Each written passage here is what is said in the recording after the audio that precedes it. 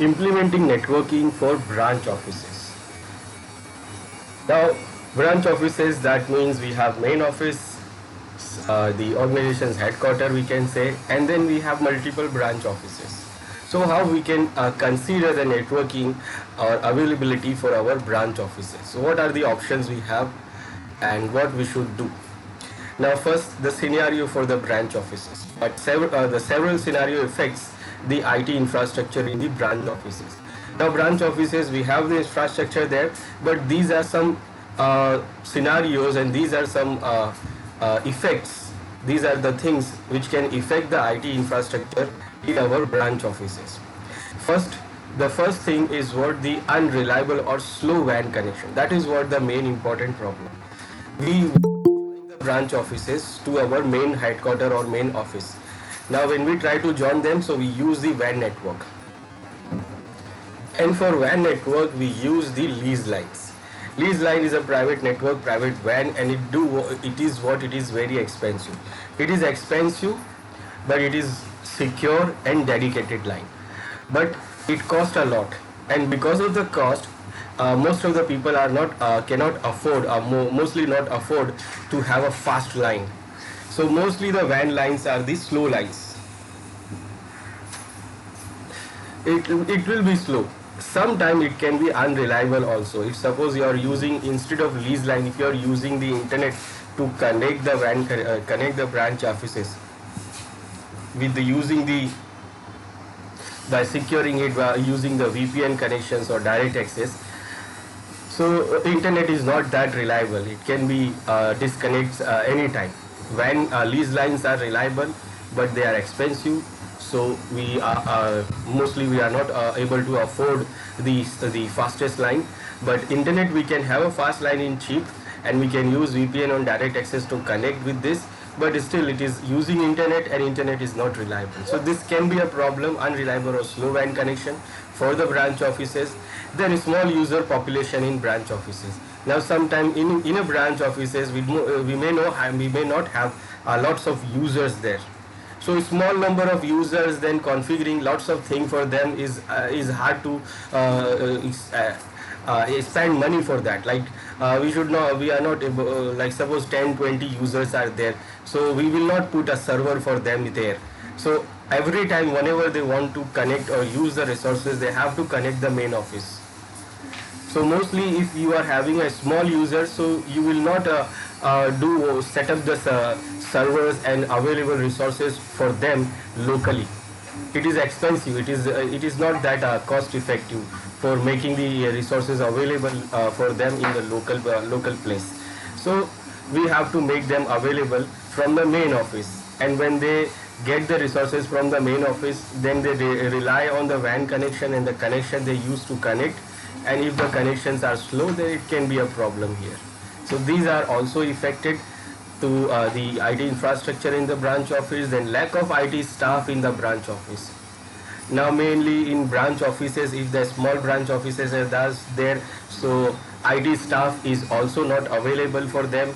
IT staffs mainly sit on the main offices because they are if the branch office is not that big, it is not having that much users, so it is not sufficient to put an IT staff there also. So maybe there is no IT staff there available to follow the instruction, and if suppose some problem comes, so to resolve the problem, every time the IT staff has to go from main office to branch office, it can be a problem. Then lack of physical security or secure infrastructure storage also.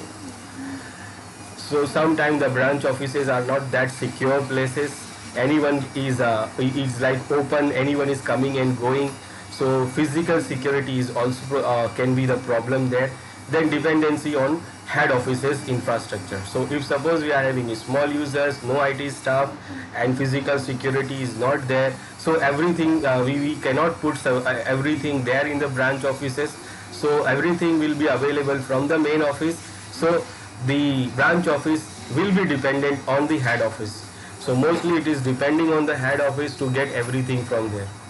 Now these are the scenario which can affect the IT infrastructures in the branch offices. Then branch office consideration.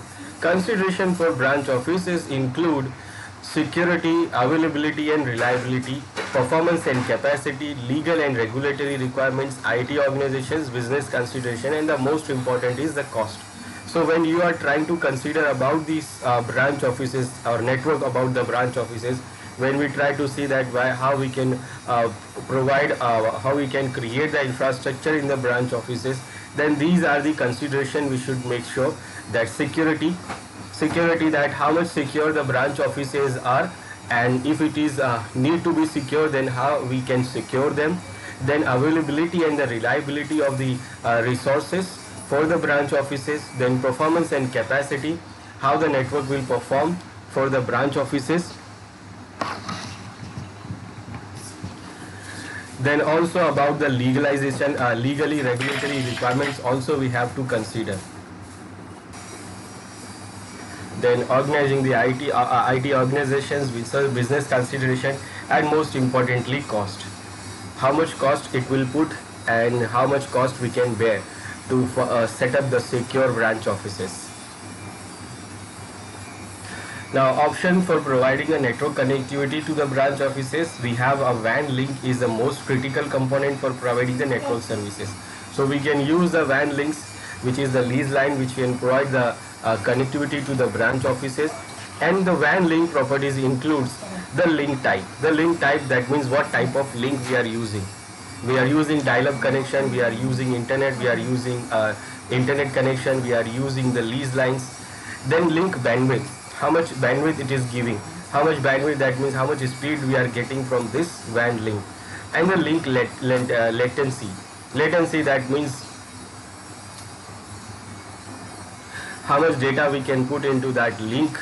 And link utilization, how much we are utilizing the link, or suppose we are giving lots of bandwidth and the bandwidth, the full link bandwidth is not utilizing. So we have to consider the link utilization also. And also link reliability, how much reliable as the link is it not disconnecting or connecting regularly. It must be a regular link. So how much reliable the link is. Then we can use the remote access role to provide the secure WAN link over internet connection. So if we are not using the lease line or dial-up connection, then what we can use the internet connection to connect the branch offices, and we can use remote access role and configure the direct access or VPN to secure the connection. So we can use the VPN or direct access by using the remote access role in the server, and we can provide the connection through the internet. Then considering for providing ADDS and DNS services to branch offices. Now we are having a domain controller, we have configured the domain, and domain services also must provide to the branch offices. That means the users who's using the systems or resources there, they have to authenticate themselves to the Active Directory servers, to the domain. And then for using the domain, we have to have the DNS. So we can provide what? Read-only Active Directory servers. Now this is what it is, actually a read-only domain controller. So instead of giving a domain controller for the branch office, actually we have two options. First, if suppose we have a small number of users there in the branch office, then we don't need to put a domain controller there. They will be authenticated from the main office. Like when the user try to log in, he will provide the username and password in the machine, and that username and password will be sent to the domain controller in the main office, and then it will be authenticated from there. Now if we have enough number of users, for example I can say more than 50 or 100 users are there in the branch office, then it is a good idea to put a domain controller there, so that they will not go to main office to do the authentication, because main office and the branch office may be connected to the slow WAN link, and slow WAN link, that means it can take a lot of time to go to main office and then authenticate from the domain controller and then allow the user to log into the resources of branch office. That means suppose for example user try to log into the system which is in the branch office, it put the username and password and press enter, and then it will wait because it will take a long time to authenticate the user from the domain controller which is there in the main office. So it can take a lot of time. So what we can do, we can put a domain controller another domain controller in the branch office itself.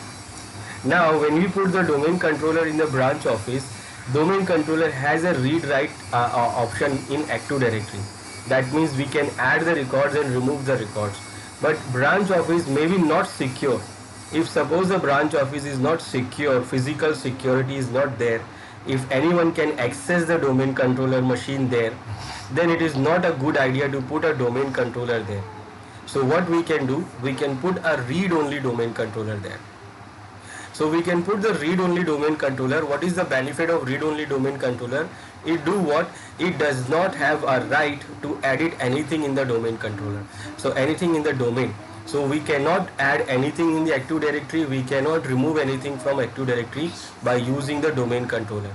So all the information will be replicated from the main domain controller from main office. That is, it is secure. So if you create any user, you will create on the main office. You delete any user, you will delete from the main office. It will go there and it will replicate it to the read-only domain controller. Then the read-only domain controller will do what? It will only authenticate. Now that is also a point here. For authenticating, the read-only domain controller also must have the username and password. Password locally stored into that read-only domain controller. Now this can be a problem.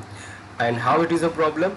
Because it is not physically it is not secure. So if suppose some hacker or breaker can access the server, or suppose they remove and steal the hard disk, they steal the hard disk of the server and they go home and they try to they try to extract the information from there. Now if suppose it is having a username and password is stored there, then the hacker or cracker can see that username and password and they can use it. Now this can be a possibility. So what the read-only domain controller do, it actually do the credential caching. That means it does not store anything in that read-only domain controller. It do only caching. Caching, that means once the user logs in, so it will connect the main domain controller for the authentication, and the username and password is cached here into the domain controller, the read-only domain controller. It actually caches the credential, and we define that which credentials, which username and password is cached here. So the whole domain controller, whole Active Directory forest resources, Active Directory users and computers, all the users password and username are not cached here under this read-only domain controller. We decide, we create a group and we make the member of those group, and only those members we add that group into the cache credential, and then what? Only those group members password will be cached here. So if any hacker gets the hard disk of this read-only domain controller, then still it will not get the whole domain controller's the whole domain's username and password. They will get only that specific users and username and password which is member of that specific group. Now this is what the read-only domain controller. So we can consider the read-only domain controller in our branch office, so that users don't have to go to authenticate themselves from main domain controller in the main office, and still it will be secure because it is a read-only domain controller. Now for the read-only domain controller, we can create read-only DNS also. That means users cannot do any change here. Only the changes will be done on the main DNS server, and the DNS server will be forward the change to this read-only DNS server. So basically the domain controller itself is a DNS server. When we have read-only domain controller, so we will have the read-only DNS also. And they do what? The credential caching. And then we can separate the administrative role separation also. That means the read-only domain controller can be managed or monitored by the local user here, and the main office is having every administrator there. So we can separate the administration also, that who can manage the local read-only domain controller. So this is the consideration for providing the Active Directory and DNS services from the for the branch offices. So we can use read-only domain controllers, and also we can use read-only DNS here. Then considering for the implementing presentation virtualization for branch offices. Now there is one more option we can use. Instead of creating a whole infrastructure, we can use a remote desktop services, and this allows users to run the Windows based application remotely or to access full desktop virtually from multiple types of devices. So from any devices, these here in the branch office, we can provide the remote desktop services. So users who is logging here, they will get the remote desktop from the server which is set up in the main office, and then they can use the remote desktop. Even they can use any application which is coming from the remote desktop services from the main office. They can even use the main any application remotely, or they can also use a full desktop. Installation of the remote desktop services role is scenario based. It is actually scenario based. We can install the remote desktop services as a role in our Windows server, but it is actually scenario based. What scenario we have? We can have a scenario of thin client, where the server is a full server, full fat server, and the clients are thin client, or we just want to use some application sharing. We can share the whole desktop, or we can share only some applications. Now benefits of this is quick deployment of applications. So we can share the application through the remote desktop services from the server, and those applications can be used in the branch offices by using the network. Then ease of application maintenance. The application maintenance will become easy because the applications are stored into main office. It is not available in branch offices. So we can maintain it from the centralized position, from the centralized server. Then support for multiple device type also, and it can use any device. Users can use any type of device to connect the remote services. Then high-end application can be run from low-end systems also. That means if you are having a low-end system in the branch office which is not having much RAM or processing power, but still it can run the heavy application, because it is not running here in the client machine, it is actually running on the server, and it is getting only the interface of running the application, but the application is processing under the server, and that is why it is called sometimes thin client which does not have more resources. A server is a fat server which have all the resources, and it is provide the centralized processing. It is providing centralized processing. That means all the processing will be done on the server, and only the users on the client, they will get only the interface to see the and manage the processing. Then good performance across the slow connection also. And even if the slow connection is there, it will give you the good performance, because the data is not going here and there. It is only going, the instruction is going here and there. Only the instruction is going. So the client machine is sending only the instructions, and the processing is happening on, and they are getting here only the instructions, the interface. So we can also consider these remote desktop services to provide the application or virtual desktop for the branch offices also. Then consideration for providing file services to branch offices. That means how we can provide the files and shares for branch offices. So the files and storage services services role has several features that can improve network file access from branch offices. We have DFS, then we have branch cache, then we have SMB 3.0. Now first DFS. DFS is what? Distributed file system. It is actually providing the shares from the centralized location. Now actually what happened, if suppose we are having a user here in the branch office. Now they want to access some share folder. Now share folder is there in other machines, in other sites, or maybe in different locations. These are the different file servers we have, and in these file servers we have different folders share. We have different folders share in these different file servers, and we have shared these folders so that these users can get the access. Now these users has to remember all these different servers, username, the password, the IP address or name, and the folder name to get the access. Like if he wants to get this folder, then he has to give the 2 backslashes, then this server name, then slash, then this folder name. Then if he want to get this folder, then it has to provide these 2 backslashes, then this server name, then the folder name, and if he wants to get this, then he has to give this 2 backslashes server name, and then it has to give this folder name. Now this user has to remember all these different servers name and the folder which is these servers are having. Now it can be difficult for the user if it has a lot of different share folders located in different file servers.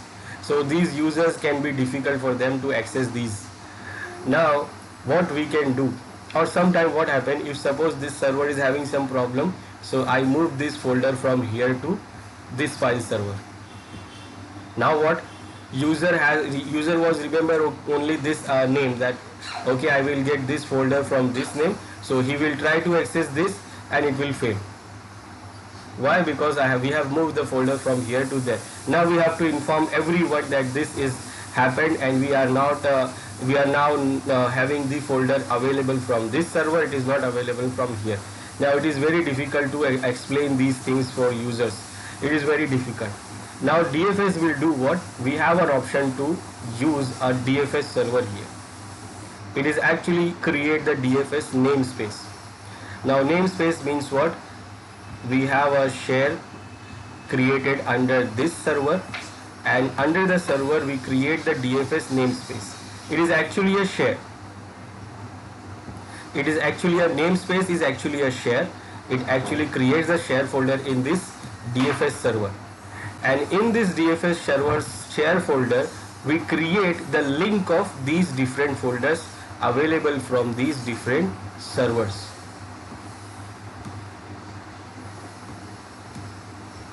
Now these links will be created by the administrator, that this folder is here on this server, this folder is here, this folder is here.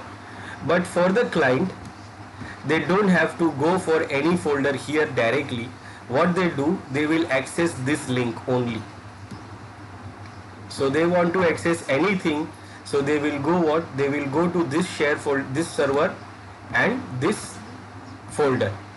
So when they open this DFS servers, this folder, then what? They will get the link of all these different folders. So they don't have to remember the IP address or name of any of these servers.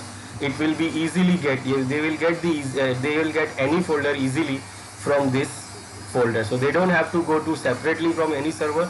They will get it everything from this DFS server. So this is what one of the benefit. So it will provide the centralized location to get all the shares available in the network. Now we can do what? We can create the map drive here for the users. Then they do what? They will get the share from directly. They don't have to put anything. They just double click on the map drive and they will get the share under this. Now what happens if suppose we move one folder from one server to other server? So we don't have to explain anything to the user. We do what? We remove this link and we create the new link which is pointing to the same server. Now user will not see any difference. They will still get the share from this namespace, DFS namespace share. So they will still get it from here. And one of the benefit of this DFS is actually site aware. It is site aware, which is good for our branch offices. Like for example, we have data that is very important. So we put the data because it is very important for the branch offices also. So we put the file server here in the branch office, and in that file server we have added this data here. We have added the folder here in the branch office. Now the same data is also required in the main office. So in the main office also, let's for example, this is the main office and we have data here. This is the same data we have in this server in the main office, and we have it here on the branch office also. Now what happened? This server DFS is what? Site aware. Now when the user wants to get the access of that folder, so that folder we will create the link under the namespace. Now when the user try to access the namespace and try to open this folder from there, so DFS knows that this user is coming from which site. If it is coming from this site, this local site, so DFS will give the access of this local server. So it will not go to the WAN link, through the WAN link to go to the main office to get the share from there. It will get the access from this local share, which is located into the same site. And if any user from the main office, they try to access the data, so they will get the access from their own local site. So actually DFS, this DFS namespace is site aware application. It is a site aware service. So it knows that the site is different and this request is coming from this site, so it will give the access to that local site. And if the access is coming from the other side, so it will give the access to the other site also. Now remember, they both sites having the same data. Now if the user here from this site added something into this data here, it modifies the data here. Now that modification must also replicate here in the main office. It must also, like if some user sees the data in the main office, so they will see the same data which is modified by this user. And if anything modified on the main office, then it also shows here in the branch office data also. It must show here also. So DFS will also do what? It will do the replication of data between these servers, and that is also configured by the administrator. So they can do what? They can replicate the data from these two servers securely, from one server to other server. So whatever the changes we do here, it will be replicated to this server, and whatever the changes we do here, it will be replicated to the other server. It can also create multiple different topologies to do the replication. So this is what the benefit of having the DFS for the branch offices. Then we have the branch office, branch cache. Now branch cache is for getting the shares. Now suppose we are not having any share folder available in the branch office. We are not having any shares available here. All the shares are located in the main office. Now when the network is available, then only it will get the access from this. When the network is not available, they will not get the access of these shares from there. So what we can do here, we can configure the caching, branch cache option available here in the branch office. So what it will do, it will cache the share under the local machine. Now we have two options, distributed or hosted. Now distributed, that means the cache will be hosted, the data will be cached in all the client's machines equally, distributed into client machines. So they get the access. If they want to access the share from the server, from the main office, so if the connection is not there or slow, then they will get the access from the cache. And whenever the connection is available, then it will update the cache into, it will update the changes into the main data. Now this is distributed when the cache is distributed to multiple clients, and if we have hosted cache, then for the clients there will be a server here which will do what? It will cache all the shares in this server, and if the user wants to get the share, they will get this share from this cache, this hosted server which is hosting, which is actually doing the caching for all the shares, or for the share which we enable the caching. So if suppose we want to have available this folder, so we will enable the branch cache on this folder. So this folder will be cached on this hosted server, hosted cache server, or it can be distributed on the on the clients also. Then all these things are about the share folder, and share folder is using this protocol. So this SMB 3.0 is now the new version we have for sharing all these folders from one server to other server in Windows environment. We have multiple other options. It can do provide the security, it can do provide the encryption also, and other features also it can be provide. It can provide the share folders dedicated for applications, that where we can put the applications only, like database applications or virtual machines data we can put there, so it can be available every time. So these different kind of services provided by the SMB share now, SMB 3.0 we have available, and this is totally for share folders. Then consideration for providing print services to branch offices. Now, when you are having a branch office, so they also need to print the documents. So using the branch office direct printing, client computers can print directly to network printers that are shared on a print server. Now for managing the printing in our organization, what we do, we create or configure the print servers. Print server's job is to accept all the print requests and then use the printers which is available to do the printing and provide the document to users. Now in case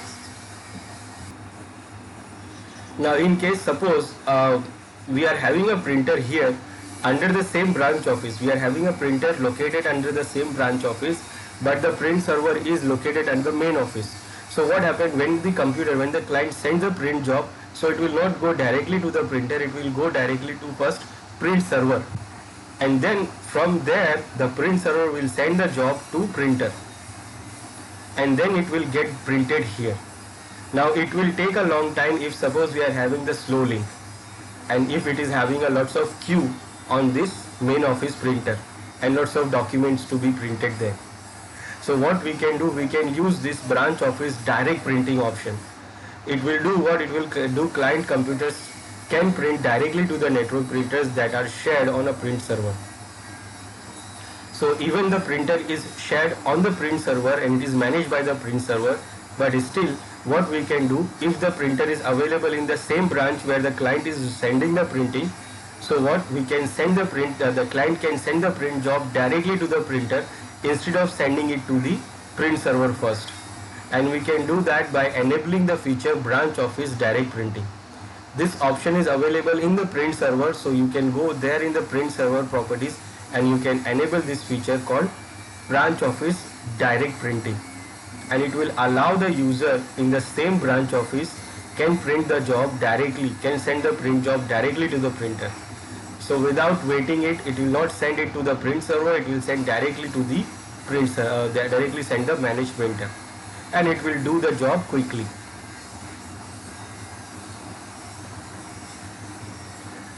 Now implementing DFS for branch offices. Now we know that what DFS is and what it do actually. It provides a centralized location to all share folders available in different file servers. Now how we can implement this? So for implementing the DFS namespace, and we can configure this DFS namespace as in two types. First, domain based namespace, and also we can configure it in a standalone namespace. Now domain based, that means it is connected, it is a part of the domain, and we are having the Active Directory domain available, so we can configure the DFS for the domain. And in the domain we get the extra features like we have multiple share folders we can create. It can support different sites also, like site aware DFS we can create. Standalone we can also create where suppose we are not having a domain controller, we are not creating a domain anyway, we are just in a work group, we are having some share folders in our infrastructure, we have some file shares, and what we want to do the centralized sharing, so we can use the standalone DFS without an Active Directory. Then to configure the namespace for publishing the contents, first we have to do what? We have to create the namespace. First we have to install the ROM, then we have to create the namespace, then create the folder in the namespace and add the folder target, that means target to the original folder which is located in to any other shared file server. Then set the ordering method for target in reference. Then if you have a same target available in multiple file servers, then we can set the ordering also. Now implement the DFS replication. As I said, if we have multiple DFS, the file servers having the same data and which is shared through the DFS, so we can configure the DFS replication among them, so that when someone changes in the one server, it can be replicated to the other server. So what we can do here when DFSR is implemented. So DFSR means distributed file servers, distributed file services replication. So it uses a remote differential comparison. So when we implement the replication, it do what? It uses the remote differential compression and then uses a staging folder to stage a file before sending or receiving the file.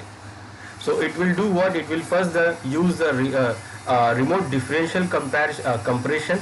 It use the compression, then use the staging folder to stage a file before sending or receiving the file. So before sending or receiving the file from the one server to other server, it set up the stage folder where it put the file before sending or receiving. Then detect the changes on the volume by monitoring the USN journal. This USN is update sequence number. So by the update sequence number, it checks what are the different changes we have in these volumes, and then uses a vector version exchange protocol. Then recovers from failure also. If suppose it is failed to replicate, then it can also recover it from the other server. Now we can configure and manage the DFS replication by using the commandlet from our module for Windows PowerShell, or we can configure it graphically from the DFS management console. Now scenario for implementing the DFS, where suppose we are sharing the files across the branches, where we have the branch office and we have the main office, or we can see the hub site or branch office, which is also a hub site or the branch office. Then it will do what? The two-way communication. Then we have the data collection. That means we have a branch office and it is sharing the data to directly hub site. Or we can have a data distribution. That means branch office is getting the data from the hub site.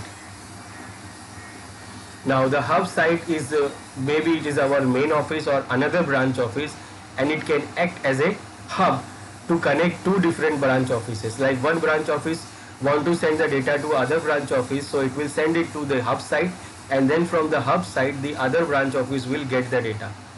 So it will do the data collection and then it will do the data distribution also. Now planning for DFS and how it works. Now as you see here, when you have a DFS server and we have a different sites, so what it do here, like server in New York and server in London.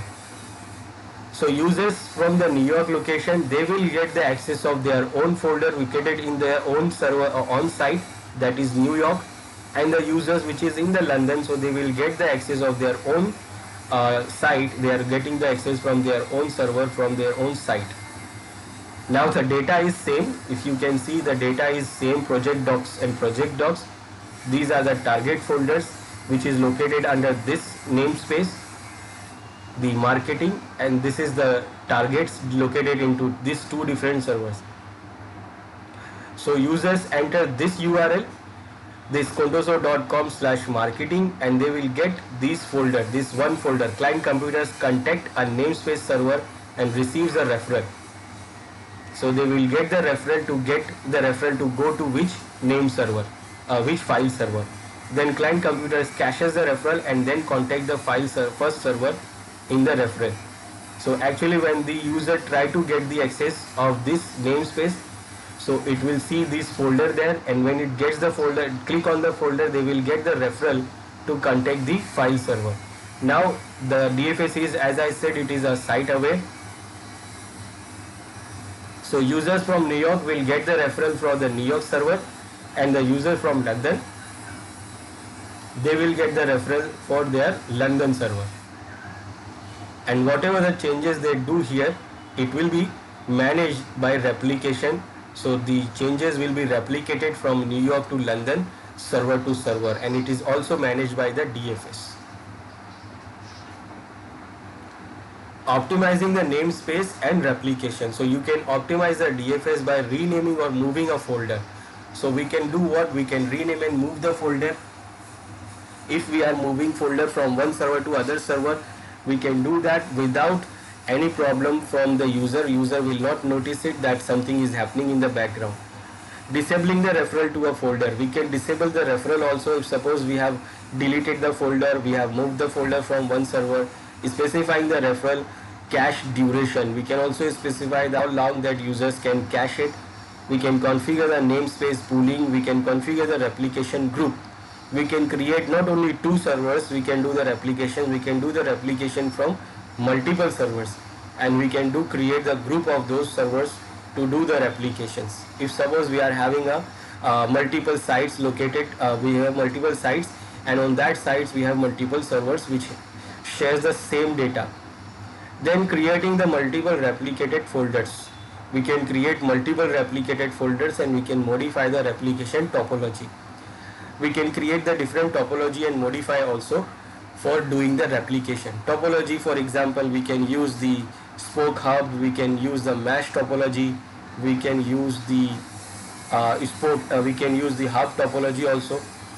So there are different topology. When we configure the replication, we see what topologies we are having. Now first, to configure the DFS namespace and replication, we have to first install the role. So let's see how we can do this now in our server 2016. Now here we have a domain controller available, server 1, and I have another member server, that is server 1. I can configure the DFS here directly on this server 1, or we can configure it on any other server also. I will configure it on server 2. Now this is our server 2, and here what I will do, I will configure this server as a DFS namespace. For that, first I will install the role. So for installing the role, I will go to manage, add on role features, and then I will go next, next, next, next, and from here the DFS is available under the file and storage services. So you open this file and storage services. Here we have file and SCSI services. We open this also, and then here we have the option to select the DFS namespace with these features. Now if we want to do the DFS replication also, then we select this also. So if we have multiple servers and we want to do the replication, then we will select this option also. No feature we need, and then we will do what? We will install it. Okay, now it will take a little time to install.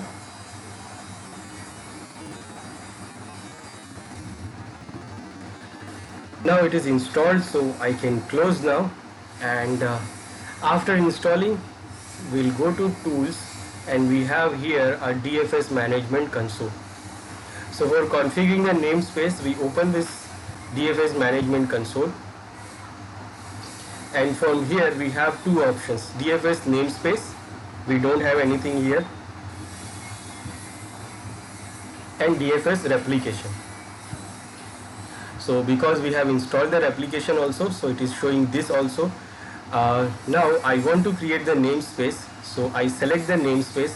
There is no namespace there, so I can create the namespace from here. Under the action, we have this new namespace option available. So I will click on this, and it will open this widget. Now first we have to mention the server name who is going to hold this namespace. Remember, this is only the management console, and we have to mention the server who is holding the role of DFS. So we have to browse, or we can just give the name, or we can browse it also. So I will browse and say this is my server 2, yes, and this is my DFS namespace folder. This is my namespace server. Next.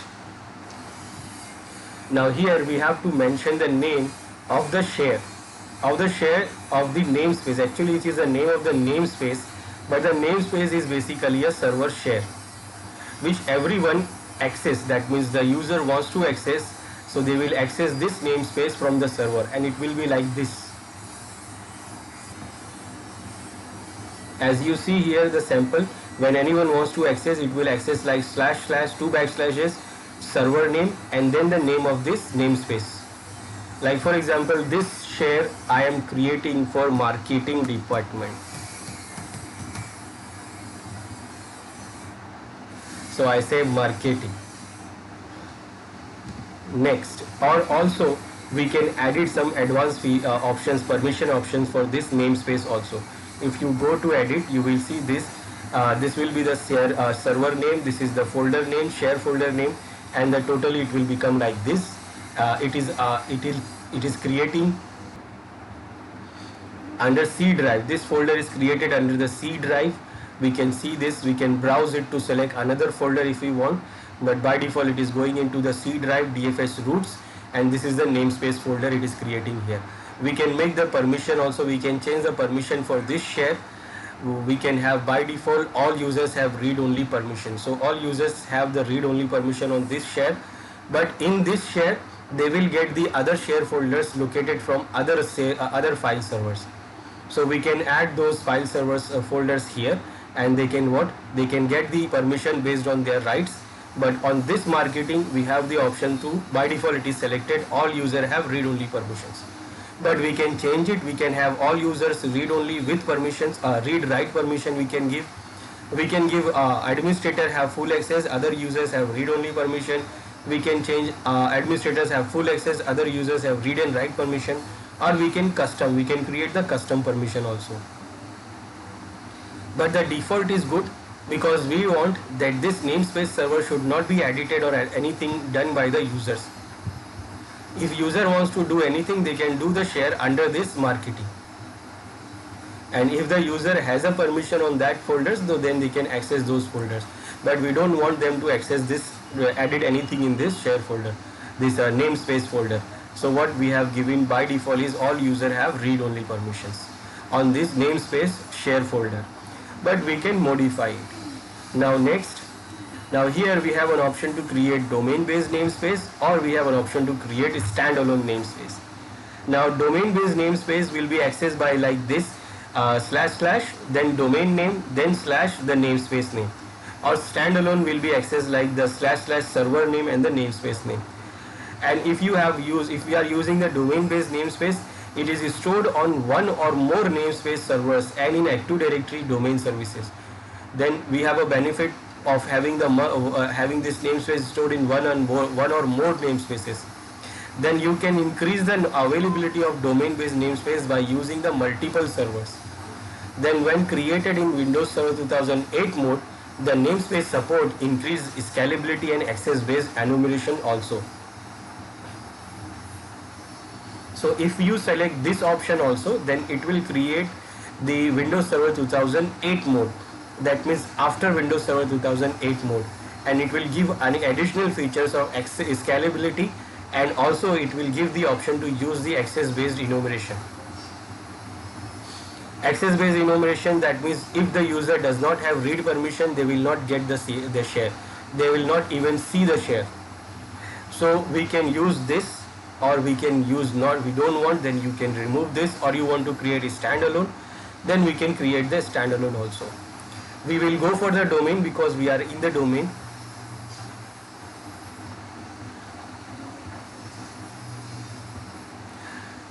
This one is because it is not able to connect the server. Now I am creating the domain based. I have resolved the problem of connecting. Now next, and what we have selected here, it is showing us this. This is the review, and then what we can create it. And it is created successfully without any error. No error occurred. Task is created successfully. So when it is created, we can close this. Now we see the namespace here. This is the namespace. Like if anyone wants to access the shares, so they can, for the marketing shares, so they will do what? They will go out to use this URL, 2 backslashes with the domain name / marketing folder name, and when they access this, they will get the share folder from here. Now here we will create the link of the share folder from the different file servers. So we have created the namespace, and now what we do, we create the new folder here, and the new folder will be coming from the other file servers we have. So if we have different folders from different servers, so we can create the link for them. So we will click here, select the namespace, and then we select what? To create the new folder, or we can right click on the namespace and select to create the new folder. Now here we have to mention the name, share name for our folder. So it can be different name from the original folder name, but I will make it same. So this is my DMark one share. Then we have to add the target. So this will look like this. This will be look like this, or suppose I will change the name, or let it be the name. This will be access name. So when user wants to access, so they will go to this site.com marketing, and they will see the name of the folder like dmark1. Now we have to add the target here, that where this folder is actually located. So I will add here, and this, if you know the URL, if you know the target, then you can directly type like this / and all what you want, and we put the server name, and we know the folder name, then we can name the folder here also. Now if you don't remember the URL, then what you will do, you will go to browse, and here you select the server. This is right now it is selecting my own server, and it is showing the share folder available in our own server, that is the namespace itself. So first you select the you browse the server first. So I will select server 1, and then on server 1 we have these different folders. We have dmark1, dmark2. So I want to get this folder, so I will select this dmark1 for it and press OK. So if you know this path, then you can mention the path directly, or you can go on to select browse and browse the path. So this is what the real folder, and it can be accessed by using this namespace. So I will say OK. Then there is one more folder we have, so we can add one more link here. This will be my dmark2, and this one is also available in server 1, so I will mention server 1 here.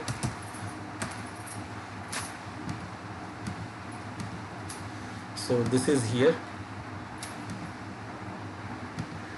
and done. So we have added two targets for two different folders. They are on server 1. Now if you have another folder which is in another server, so we can add that one also. Like I have some folder on server 3, so I can add that folders also here. For creating those, I will click on the new folder again. These folders are for these folders are for sales 1 folder, and the target is on server 3. So I will browse and select the server 3 first.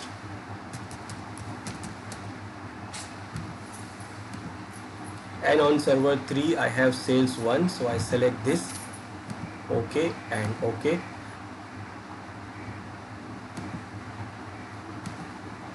Then I have, so this is sales 1. The snapshot was hang. Now I started again. Now I want to create for sales 2. Then that is also available on server 3.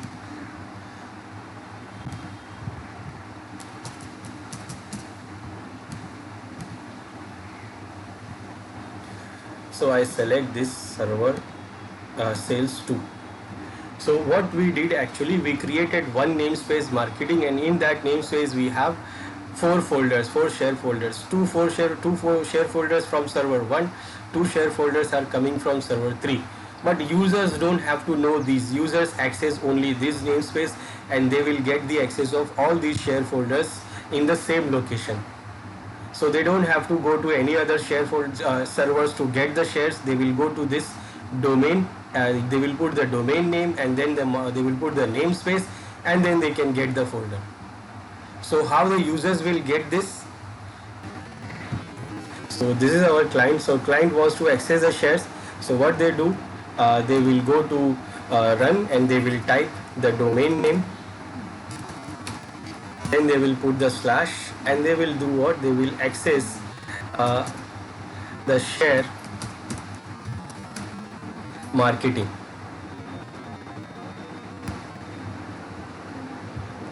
Or let me give directly domain name. So when we access this marketing from sitedomain.com, so what it shows these different folders here. Directly these 4 share folders are showing here in the for clients. Now these folders are located in different servers, so users don't have to access those servers directly. What they do, they just put the 2 backslashes, domain name and the namespace name, marketing, and when they press OK, they will see the shares available here. These 2 folders are on server 1, these 2 folders are on server 3, but they can access this from here, centralized position, centralized server, centralized namespace. So when they open this, they will get the data. It is coming from server 1, and when they open this, it is also coming from server 1, and when they open this, it is coming from server 3. So they know that this data is coming from which server. They don't have to know actually. They get the data, they do whatever they want to do. They can access the share directly from the marketing. This is the namespace of DFS, and they don't have to go to any other server to see where the data it is, where the data is. Now, if the data move from one server to other server, then what the administrator will do? What it will reset the target, and the user don't know. User will see still these folders here. If suppose this sales 2 folder move from server 3 to server 2 or server 1, then what? The administrator will do what? It will change the target from the DFS server. So what the administrator will do here? On the DFS server, you have this namespace here, and these are the folders. So if it is moved, then what it can do? It can move the folder, it can do add the folder target, it can replicate the folder. So it can change the target from here. It can move the folder directly from here. It can move the folder from this server location to any other location. It can move the folder from the marketing to any other namespace. Right now we have a single namespace, and if suppose we have moved the folder from the server, so we can change the target here. We can change the target from here. Suppose the folder is moved, and if the client try to open it, so it will not open.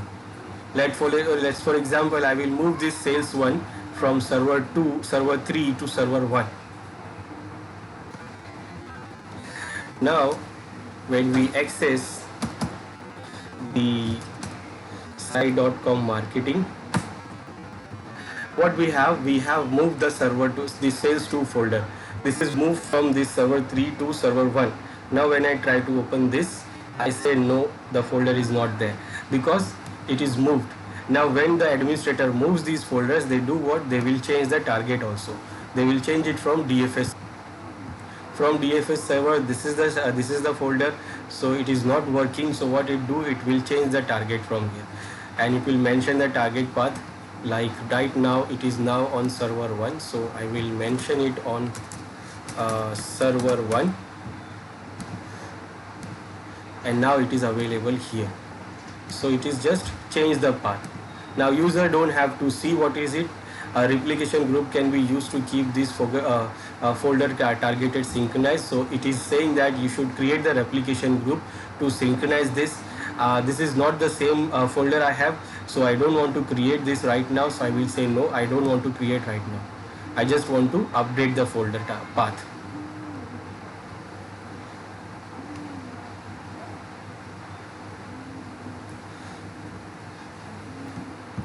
So we have changed the path. I will go again and open the marketing. Still the user will see the folder again here, and if they open, it has to update. It is coming from cache. I have to update, refresh the cache here, and for that I will log out and log in again.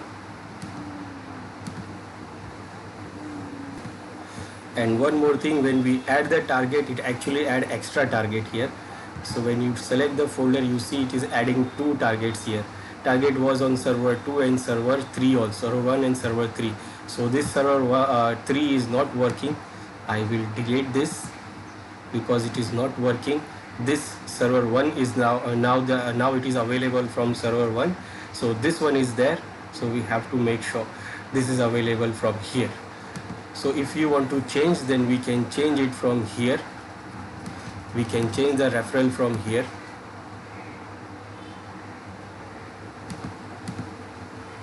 Now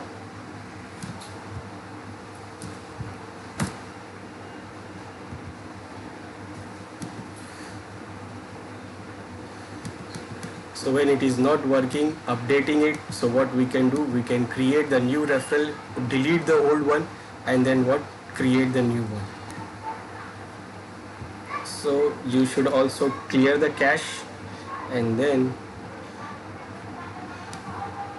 when you open, the links are refreshed, and what, we can open the folder again. Now the point is, user don't have to go anywhere. The folders are changing in background, going from one server to other server, but users will still access those folders from the same marketing share. It is the namespace, and the users are getting the folder directly from here. They don't have to care about the folder is where the folder is moving. They don't have to care about it. They just get the folder from here. And in a background, administrator is doing what? It is removing one target, adding another target. It is changing the target from one server to other server. So they do this, and users don't know about it. They just get this directly from the namespace marketing. One more thing we can do, create the replication. If we have multiple multiple DFS servers available in different sites, they are sharing the same data, then we can do what? We can create the replication also. Now this is one of the server we have, server 2. Now if we want to create replication, so we need at least 2 servers to create the replication. So I will create one more server, DFS, and then I will show you how we can configure the replication. We will use this server 3 as a other DFS server. So what we will do, first we have to install the role here. Now if we want to use this server for only replication, we don't want to use this server for configuring the namespace, then we don't have to install the DFS namespace. We can only install the DFS replication. We don't need to have DFS namespace on this server also. If you want this server to have only replication, like you have share available here, and we just want to do the replication referral, so what we can do, we can only install the DFS namespace. But if we want to configure the namespace here also in this this server also, you want to use the DFS namespace also, then you will install this. Otherwise you don't have to install this DFS namespace. You can only go for DFS replication. This replication is using for multi-master replication engine that enables you to synchronize folder on multiple servers across local or wide area network and connection. It uses a remote differential compression and protocol to update only the portion of the file that have changed since the last replication. And DFS replication can be used in conjunction with DFS namespace or by itself. So we can use it only for replication, or you can use it for namespace also. So it's upon us like how we want to use this. We can configure this as a namespace, or we should have only one namespace server and all the other servers will be working as a replication. So we can do that also. I will use it for replication only because I have already have this one namespace server available. So I will use this only for replication. So I install this role here, and then I will configure it from the DFS management tool. Now the tool is also installing here, so we can configure it from here also, or we can configure it from our server 2, which is also the DFS namespace. So it will install quickly.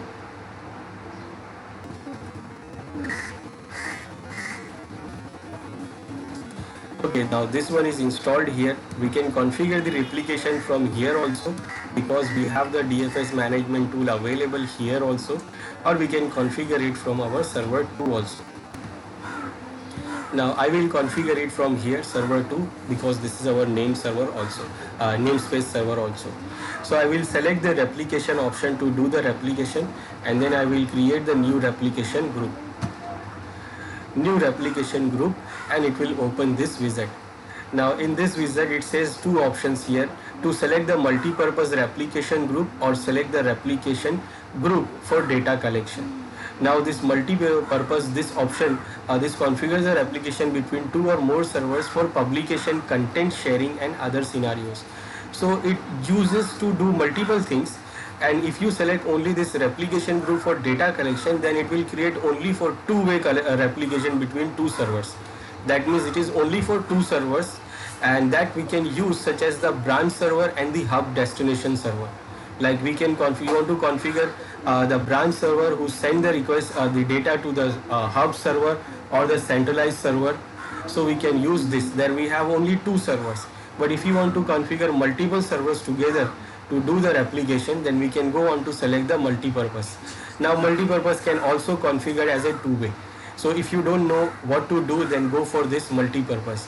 It will have option to do this single two server application also, and it will give the option to configure multi-server application also.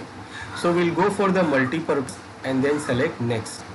Now here we have to mention the name for our replication group. I will say this is my replication group. For example, this is my replication group of SciTech. Okay, and here it is showing the domain name where we are configuring the replication, and we can add some description also so that we know that why we did this. Next, it is saying that add the servers who wants to do the replication. So we will add the server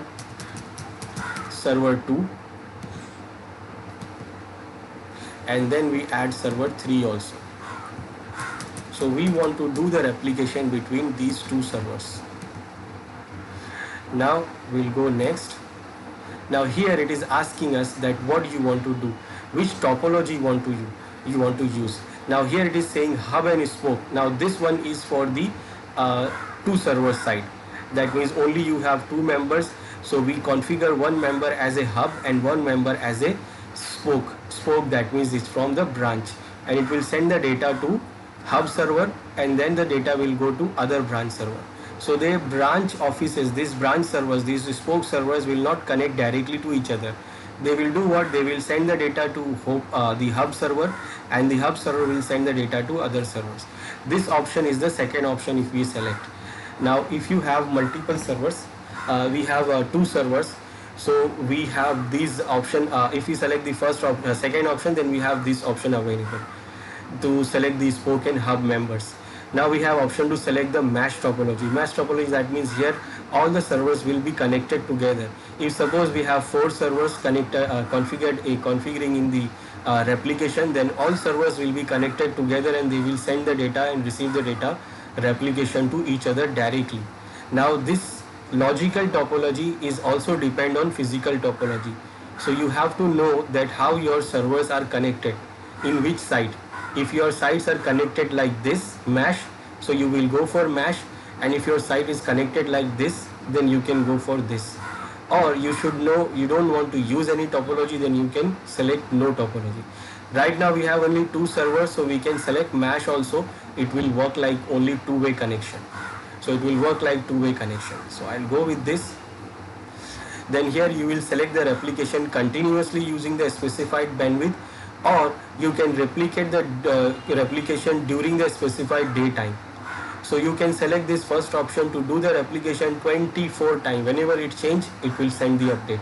Whenever something changes, it will send the update, and it will use the full bandwidth. But we can control this. We can specify the bandwidth it can use. Now because suppose remember the site 1 and site 2, they are connected through the slow WAN link. So we don't want to use the whole bandwidth for only replication. So we can specify the bandwidth here to use. Now if you don't want to use any bandwidth in a time or in a working time, then what you can select this to specify the time, that on this time we can do the replication, and then no replication or full bandwidth or whatever we want. So we can decide that on which time we want to do the replication, whether with the full bandwidth or whether with the limited bandwidth. So we can set the schedule also, or we can just go for full. Right now we have 2 servers which is connected directly, so I'll go with the full 24 hours. And then here we can select the primary member. Primary member, that means who is having the primary copy. So this is our primary member, this is our namespace server also. Then here we have to select a folder we want to replicate to each other. Now here we have to decide that what folder we want to do the replication. So we can add the folders here that we want to do the replication. So we browse it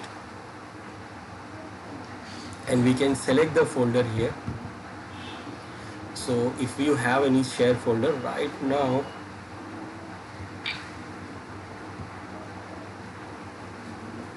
I will create a new folder here. So I will create new folder here, rep1, and I'm going to select this. So this is the folder I want to do the replication and use the name base path. So name base path will be like this, or you can select the custom path. I will go for the name base path. You can define the permissions also, existing permission, or you want to go for editing the permission, so you can edit the permissions also.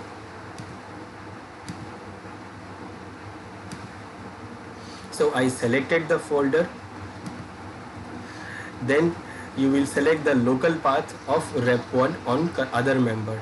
So you want to select what the server is, primary member is server 2. So primary member local path is this, and you can select the path for server 3 also, like where the path is there on server 3. So you can select that which folder is available on server 3. It is disabled, the replicate folder will not be stored on this computer, or you want to store it on this computer also, and you can select the path also. So I will create one folder on server 3 also, which will be named as also same name as rep1, and make the selected replicated folder in this member or read only, or we can put it as a read only also on that folder, but I don't want. So the same folder we have on server 2 with the same name, and the same folder we have on server 3 also. So if you don't want, then you don't put this server on the folder on that server 3 also. It will be replicated when it is when some data is there, then it will be replicated there, but I can create on both sides.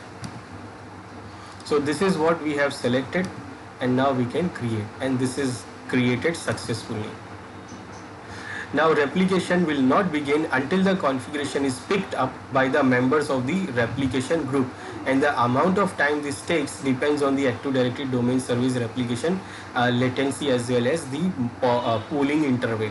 So it will take a small time to take the replication working. So this is what we created, and this is what we created for these two folders. One folder is available on server 2, the other folder is available on server 3, and they will do the replication to each other. So whenever the server user try to access it, so they will get the access only one folder here, and then what they will do, they will change any folder from server 2 or server 3, it will do the replication. Now we created the replication directly by using the replication tab, or we can create the replication option when we add the folder here. Now for example, I have a share folder on both the servers. Let's say I will add the share on both servers. So we can create when we add any folder in the namespace, at that time also it will ask us to create the replication group. Now when it do that, when we add the folder from two servers with the same name, like here we are adding the name, I'm adding repli, or I will say this is my account data, and what I will add two targets here. Two targets, that means one target I will take from server 2, this is the target, and OK, and then I will add one more target from server 3. Now both the servers are having the replication enabled, so I will select this. Now we have added two targets from two different servers, and the name is the folder name is the same name. So under the same name we are adding two folders, two targets. That means it needs to do the replication, because what we are doing here, we are taking two servers and the two data from two different servers and making it as a single here. That means we have same data available in server 2 also and server 3 also. So that means what? it needs to do the replication. So when you press OK here, it says that you have added this, so you need to do the replication for this folder. So it says that you have to create the replication group for this. So here also we can create the replication group. When you say yes, then it will open the wizard again and it will say that replication group name will be this, and this will be the replicated folder name, and then it says that automatically it has added these two servers folders. Then you can decide the primary member here, then you can decide the topology, you can decide this bandwidth options, and then this is the summary, and then you can create. So we can also do that when we add the replication. We can add when we add the folder, and when we add the folder from the two different servers as a same name. Now when the user access this, they will see only one data, they will not see two data. Now when user access, they see the account data, and when they open it, they say only one data. Now it is not showing any data because there is no data I have added. So I will add the data first. Now this is server 3 and this was the folder. I will add the data here.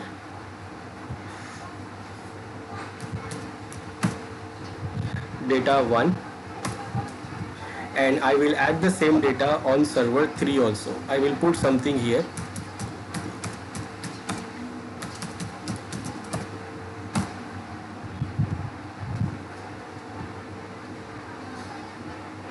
This is server 3, I will add it on server 2, or I don't have to add it. If it will be replicated, it will be replicated to server 2 also, because when we update the data here, it will be updated on both the, it will be replicated on both the servers. So let's check now. I will go again for marketing, will refresh. Okay, I will access it again.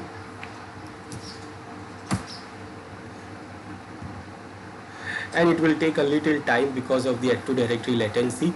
So you will see the data here, you will see directly only the document, you will not see the folder here, you will see directly the data what we have in that folder on both the servers, and they will be replicated from server 2 to server 3 also, and it will be replicated on server 2 also. So on server 2 we have the same folder rep2, and we will see the data here also. Now it will happen, it will take a time.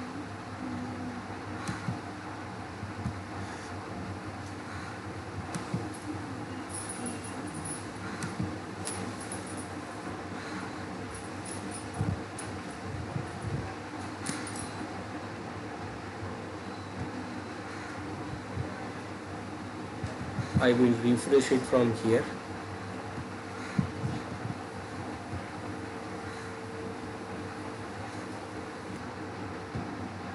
Now it will take little time.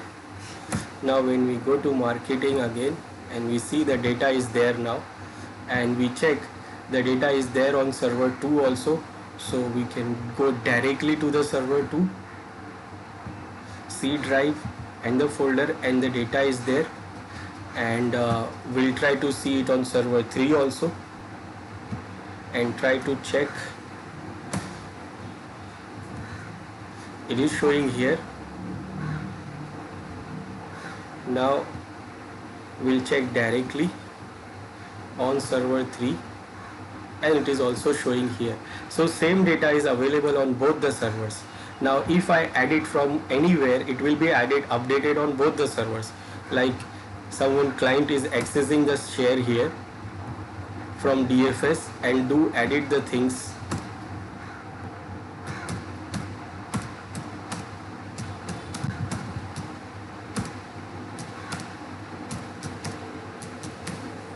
And save this.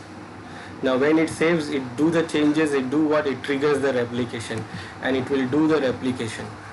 Now when the data is changed here, so it will be changed under the mains folder. Like when you go directly and see the data on the folder, you can see the change here on server 3.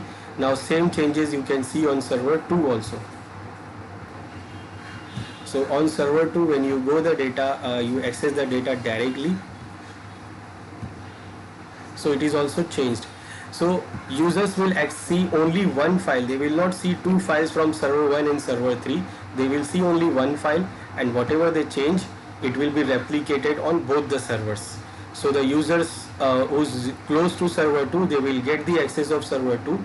Those users for is on server 3, close to server 3, they will get the access to server 3, and they will edit the data, they will modify the data, and then what, both the data will be replicated, whether it is edited on server 3 or server 4, they will be edited and they will be replicated on both the servers. So this is how the replication works in DFS. Then we can manage the database for the DFS. We can do what, we can export the database replication data. We can use this command DFS replication clone. We can export the data and then we can import it on other server also. This is the command line to clone the DFS database, and this is the command line to recover the DFS database. To get the DFS preserved files, you can check this command and then you can restore it from this restore command. Then we have these monitoring tools, monitoring and troubleshooting for DFS. We have the, we can check the health report, report replication, statistic, and general health of topology. We can check the propagation test with generate the test file to verify the replication. We can get the propagation report from propagation report. That means it's a report of the on the propagation text and provide the replication statistics. Verify the topology, we can report, we can check the report on that current status of the members and topology. We can use this DFS RDIAG command to monitor the replication state of the DFS replication services, or we can use the PowerShell commands also to see the information.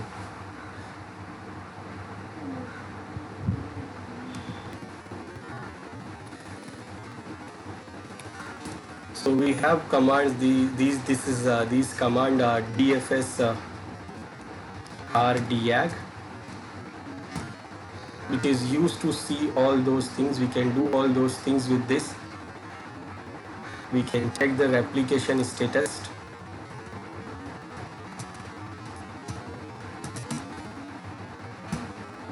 So it shows the replication state, how it is working. We can also see all those things, ID records, flash files, file hash, and all these things. Then we can use the PowerShell commands also.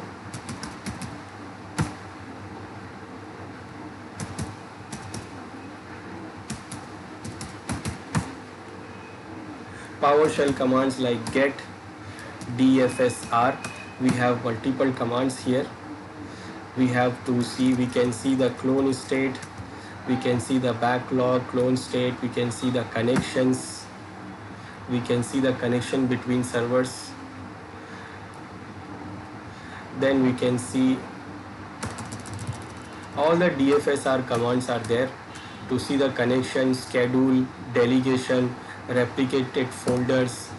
These are the replicated folders. We have account data and this rep1.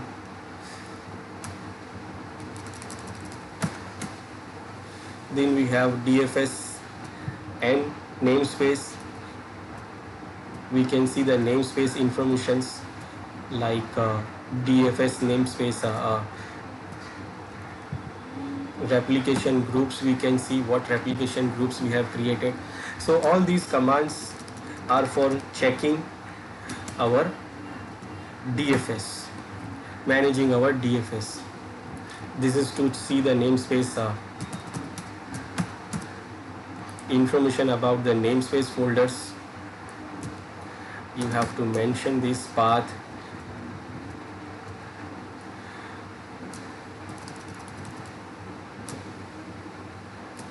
And the all other commands to manage or see, monitor the our DFS replication and DFS namespace.